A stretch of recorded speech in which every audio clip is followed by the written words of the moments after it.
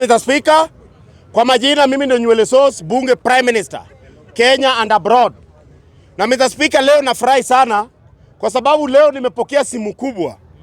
Cheriot amenipigia leo na akaniambia ameona nang'ang'ana hapa Jacaranda mzuri na anaenda kunifund na pesa ya campaign Orera Ward ili a make sure nimewin hiyo kiti, Mr. Speaker. Kwa hivyo mimi narudishia national government asante sana kwa kuchip in kwa hii maneno. Kwa sababu nilikuwa nimesimama na wakora tupu. Asante. Very good. Nimepewa pesa juu ya kusimama Orera Ward. Watu Orera Ward wananipenda sana. Mr. Speaker, asante sana kwa national government kwa kuchip in, kwa kuona ya kwamba nimeshinda wale manini, Mr. Speaker, wale wakora, Mr. Speaker. Pale kuna kinyang'anyiro ngumu sana. Na roll media zote 2027 watakuwa namulika tu Orera Ward. Mimi juzi nimechukua gari yangu nikaenda nikabadilisha kura pale na Mulungu pale hapo kwa shule, nikabadilisha kura. Sasa napiga kura hapo na Mulungu, Mr. Speaker, kwa sababu nataka watu wa Orera Ward wanipigie kura, Mr. Speaker. Nakikuja kwa mada ya ukabila order nani, nikikuja kwa mada ya ukabila, Mr. Speaker, mimi nimesimama hapa, real name yangu naitwa Kennedy Oduor Ochieng, mimi natoka Nyanza. Kwa nini nasema hivi?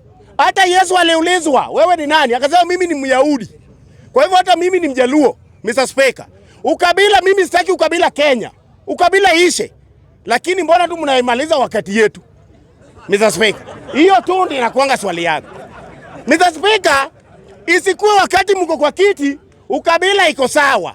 Mpaka Raila akishindwa watu wanaimba hapa tu akora tene. Raila anashindwa AU, unapata watu wana celebrate hapa juu, Mr. Speaker. Hizo ndio vitu zinaniuma roho. Na mimi nikisema mimi ni Mjaluo ati huu ni mkabila, huu ni mkabila. Mr. Speaker, mimi sipingi kabila yote Kenya na mimi napenda kabila zote. Lakini kuna kabila moja ndio tuungane na nyinyi. Chukueni ID zenu, muweke kwa kiondo. Mupe nani atuletee Nyanza, tujaipigia kura wenyewe. Lakini kutudanganya ati tupige na nyinyi step ati mtatupigia 27. Hapana. Speaker, hiyo uongo tuachane nayo. Hii mambo ya ukabila kama inaisha, iishe after 2027 Ruto akisharudia. Kwanza tuunganeni. Yes. Tuunganeni, turudishe Ruto, alafu tukisharudisha Ruto, sasa tumalize ukabila. After hapo tukisharudisha Ruto, my friend, tukisharudisha Ruto, kuna nani pia hapo? Kuna Gladys Wanga pia hapo nyuma. Hako hapo. Wakina Orengo watakuwa tu maloya wake hapa nyuma. Mr. Speaker, nikimaliza mada ya mwisho haraka, hii mambo ya chama. Mr. Speaker, tumeona ODM watu wanasema ati imeisha, alafu mtu anasema one term.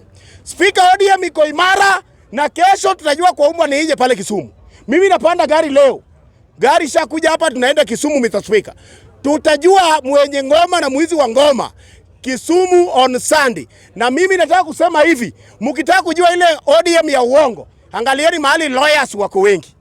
ODM ya lawyers wako wengi. Hao ni watu wa kuenda kotini 2027 tukishawashinda. Speaker, ukiona mahali Orengo wako, hiyo group ya Orengo yote hiyo ni maloya. Nani akobu mwenzi lawyer? Kwa hivyo hao ni watu wa kutafuta form 34A.